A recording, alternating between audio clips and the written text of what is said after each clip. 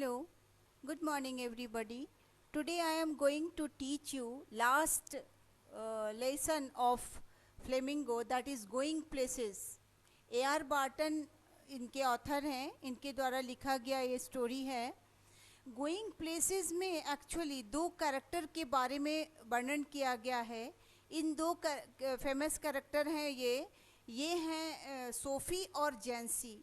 SoFi एक ऐसी लड़की है जो कि डे ड्रीमर है, वो दिन में ही सपने देखती है. पर जो जैंसी है वो बहुत रियलिस्टिक लड़की है. वो जो है वो प्रैक्टिकल लाइफ में लीड करती है, प्रैक्टिकल लाइफ को लीड करती है. वो मतलब जितना चादर है उतना में पैर पसारती है. इस टाइप की मतलब रियलिस्टिक और प्रैक्टिकल लड़की है. जबकि जो सोफ़ी है वो डे ड्रीमर है, वो स्वप्नशील है, दिन में ही सपने देखती है. दोनों एक मिडिल क्लास फैमिली से बिलोंग करती हैं और दोनों क्लासमेट्स भी हैं और फ्रेंड भी हैं. पर दोनों के जो व्यवहार है, दोनों का जो बिहेवियर है वो बिल्कुल अलग है. सोफ़ी जो है हमेशा अपने दिमाग से एक नए नए स्टोरी का कल्पना करती हैं, एक नया नया सोच करती हैं. उनका वो बहुत बड़ा एक्ट्रेस बनना चाहती हैं. वो एक बुटीक का दुकान भी खोलना चाहती हैं जिसके लिए बहुत पैसे की ज़रूरत है. पर मीडियम क्लास से बिलोंग होने के चलते वो हमेशा परेशान रहती हैं, हमेशा दुखी रहती हैं और ख्वाब में जीती हैं. एक इनका क्या ख्वाब है, देखिए किस तरह से A.R. बार्टन ने आगे लिखा है स्टोरी में. और बहुत बड़ा आपको जो है मैसेज दिया है इस स्टोरी से कि ये जो हैं वो स्वप्न देखती हैं कि डैनी केसी इनसे जो है इनसे मिलता है, इनसे बातें करता है. एक्चुअली डैनी केसी एक बहुत बड़ा टॉम फिनी और डैनी केसी, जैसा मैंने लिखा है इस पूरे कैरेक्टर का नाम, टॉम फिनी और डैनी केसी दोनों बहुत बड़े फुटबॉल प्लेयर हैं. और डैनी केसी यूनाइटेड 20 की तरफ से फुटबॉल खेलते हैं. तो इनके फैमिली वाले, सोफ़ी के फैमिली वाले, उनके फादर, उनके जो बड़े भाई जियोफ का, जो मैंने एल्डर ब्रदर जियोफ का जिक्र किया है, वो सभी डैनी केसी को पसंद करते हैं. तो जो जियोफ होते हैं वो एक अपरेंटिक मैकेनिक हैं.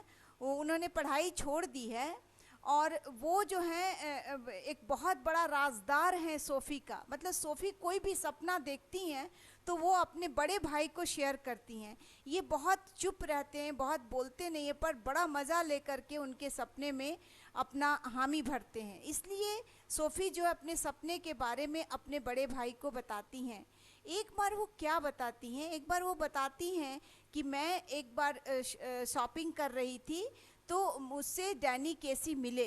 तो उनके भाई ने कहा कि अगर आपसे मिले तो आपने उनका जो है वो ऑटोग्राफ क्यों नहीं लिया.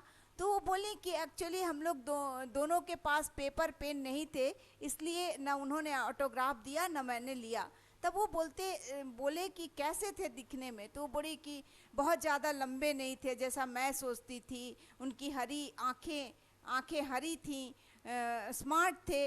इस तरह का वो अपना जो है वो अपना विचार, अपना बनाया हुआ मन गढ़ंत जिसको कहते हैं, वो सारा व्यू उनके सामने रखती हैं, अपने भाई के सामने रखती हैं.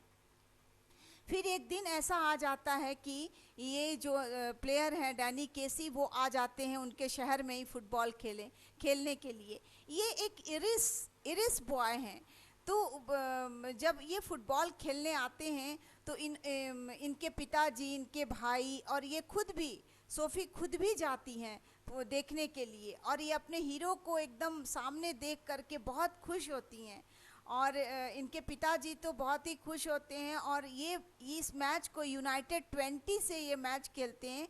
तो वो लास्ट में जो है वो लास्ट गोल बना करके बहुत ही खूबसूरत जो है वो जीत दिलाते हैं. तो क्या होता है कि एक दिन फिर ये एक कहानी बनाती हैं, अपने भाई से कहती हैं कि पता है जियोफ, जो डैनी केसी है ना हमसे मिलने आने वाला है. तो ये जियोफ जो है कहते हैं कि अरे वाह बहुत अच्छी बात है, पर वो बोलती हैं कि आप इस बात को जो है किसी से नहीं बताइएगा, आप नहीं इस बात के बारे में बताइएगा। लेकिन जो है डैनी केसी जो हैं वो इस बात को इनके दोस्त जैंसी से बता देते हैं, और जैंसी हमेशा चाहती भी हैं कि वो मतलब सोफ़ी के बारे में जाने। वो हमेशा इंटरफेयर करती हैं सोफ़ी के हर बात में। और वो जो है बहुत मज़े लेकर के पूछती हैं कि वो कहाँ मिलने वाला है, पर वो पूरा मतलब वो बताना नहीं चाहती, इसलिए अपने भाई को बोलती भी है कि आपने क्यों नहीं, आप क्यों बता दिए जैंसी को। तो वो बोले कि मैं यूं ही बता दिया। कुछ बातें ऐसी हैं, जबकि वे बोली थी अपने भाई को कि मैं मिली उनसे, डैनी केसी से मिली। इस बात का भी जिक्र जब सोफी उनके भाई अपने पिताजी से करते हैं तो पिताजी भी गुस्सा करते हैं। वो घृणा से इस बात को टालते हैं, क्योंकि वो जानते हैं कि सोफी बस मन बनाती, मन गढ़ंत बातें बोलती है, कोई उसकी बातों में सच्चाई नहीं है। पर उनके पिताजी भी बहुत इम्प्रेस्ड रहते हैं डैनी केसी से, और वो चाहते हैं कि अपने ज़िंदगी में वो डैनी केसी की तरह एक फुटबॉल प्लेयर बने। खैर, ये सब तो बस सोच है, कल्पना है, इस तरह की बातें। तो जब सोफ़ी जो है बोलती हैं कि मैं डैनी केसी मुझसे मिलने आने वाला है, तो मतलब कोई इनके बातों पर विश्वास तो नहीं करता।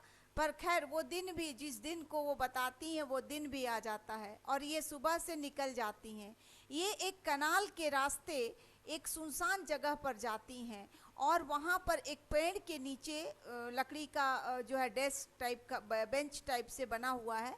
उस बेंच पर बैठकर जो है वो आराम, मतलब डैनी केसी के आने का इंतज़ार करती हैं। पर एक्चुअली वो बात तो कल्पना में थी उनका, वो तो ड्रीम में, सब कुछ ड्रीम था। डैनी, सुबह से शाम हो जाता है और शाम तक डैनी केसी नहीं आते हैं, और फिर ये जो है निराश होकर के चुपचाप अपना लौटने लगती हैं। और इधर पेरेंट्स जो हैं, घर के लोग ढूंढते हैं, जैंसी को भी पता चलता है, जैंसी भी ढूंढती है। पर जैंसी को याद आता है कि बचपन में सोफ़ी जो है और वो दोनों इसी कैनाल के रास्ते एक सुनसान जगह पे ये लोग खेला करते थे। तो उन्हें लगता है कि ज़रूर सोफ़ी जो है वहीं गई होगी खेलने, मतलब उनका इंतज़ार करने। और वहीं जाती है तो रास्ते में सोफ़ी मिल जाती है, वही मुंह उदास किए हुए, और उनका सपना जो है फिर से टूटता है और फिर से उनको निराशा हासिल होती है। तो देखिए, एक कहावत है, कहावत क्या है, कबीर का कविता है कि तेते पाँव पसारिए जाते लामी सौर, cut your coat according to your cloth. मतलब उतना ही बड़ा चादर पसारना चाहिए, जितना उतना ही बड़ा पैर पसारना चाहिए जितनी बड़ी आपकी चादर है। आप अपने रीच के बियॉन्ड, अपना जो हैसियत है, जो उसके बियॉन्ड नहीं जाइए। अपने माता पिता को जो है जितना उनके पास पैसे हैं उसी में रहने का आदत डालिए। लेकिन सपना देखना अच्छी बात है, पर सपना कैसा? सपना को पूरा करने का जज्बा होने वाला सपना होना चाहिए, कि जो सपना आप देखते हैं उसको पूरा करें, ताकि आप जो है अपने पैर, चादर को ही बढ़ा सकें। तो इस तरह का सपना देखें, ऐसा काल्पनिक सपना नहीं जैसा कि सोफ़ी देखा करती है। तो इस तरह से मैंने प्रोज़ का जो दोनों सेक्शन है वो ख़त्म किया। अब नेक्स्ट वीडियो में मैं आपको पोएम के साथ मिलूँगी। आप मेरा पूरा वीडियो केयरफुली देखें, पूरे स्टोरी को अच्छे से समझें, और फिर उसको ट्रांसलेट करने की कोशिश करें। Thank you very much.